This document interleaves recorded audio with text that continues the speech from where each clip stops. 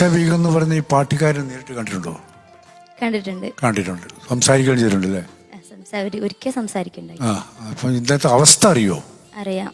വല്ലാത്തൊരു അവസ്ഥയിലാണ്, സംസാരിക്കാൻ കഴിയില്ല, വല്ലാത്തൊരു അവസ്ഥയിൽ.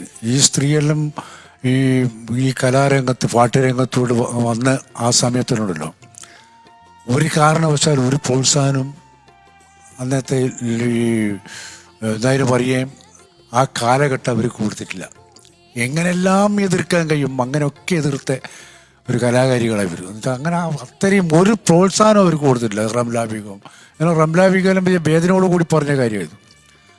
എന്നിട്ട് അവർ ഇതിനെ ഒക്കെ മറികടന്നിട്ട് ഇതെല്ലാം ഒരു ഒരു ഒരു ഒരു ഒന്നുമില്ലാത്തൊരു കോലത്തിലാക്കിയിട്ട് അവർ മാപ്പിളപ്പാട്ടിന് മാപ്പിളക്കരകളി എവിടെയെല്ലാം എത്തിക്കണം അവിടെയെല്ലാം പ്രവർത്തിച്ച് അവർ നല്ല ആത്മാർത്ഥമായ പ്രവൃത്തി എത്തിക്കാനുള്ള ശ്രമം ഉണ്ടാക്കിയ ധീരവനിതയായ പാട്ടുകാരികളാണ് ഇവരൊക്കെ.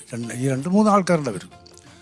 അപ്പോൾ അത്രയും ഗാംഭീര്യമുള്ള പാട്ടുകാരികളാണ്. ഇന്ന് അവരുടെ അവസ്ഥ സംസാരിക്കാൻ കഴിയില്ല, മരുന്ന് വാങ്ങിക്കാൻ വഴിയില്ല എന്നുള്ളൊരു ഒരവസ്ഥയിലാണ്. എന്നാലും ഈ ആയിഷ ബീഗത്തിന് ലോകത്തിൻ്റെ മുമ്പിൽ എന്നെക്കൊണ്ട് ഇത് പറയിപ്പിക്കാനും ജനങ്ങളെ കൊണ്ട് കേൾപ്പിക്കാനും അവരവസ്ഥ ആരെങ്കിലും എന്തെങ്കിലും സഹായം ചെയ്യും. ഇങ്ങനെയെല്ലാം നമ്മൾ ജനങ്ങൾ കേൾക്കുമ്പോൾ അത് ഇങ്ങനെ എനിക്ക് പറയാൻ പറ്റി കഴിഞ്ഞാൽ മോളെ പാട്ട് പാടിയോണ്ടാണ്.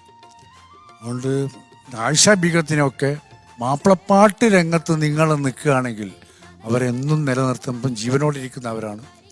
എന്നും നിലനിർത്താനും അവരെ എപ്പം വനോളം പുകഴ്ത്താനുള്ള മനസ്സ് ഉണ്ടാവണം. അത്തരം ഈ രംഗത്ത് ഈ നിങ്ങൾക്കെല്ലാം പാടാനുള്ള അവസരങ്ങൾ ഒരുക്കി തന്ന ധീരവനിതയായ പാട്ടുകാരിയാണ്. ഇത്രയുമാണ്. നന്നായിട്ട് പാടാൻ ശ്രമിക്കുന്നു, നന്നായിട്ട് പാടി, വളരെ ഗംഭീരമായിട്ട്. ഓക്കെ.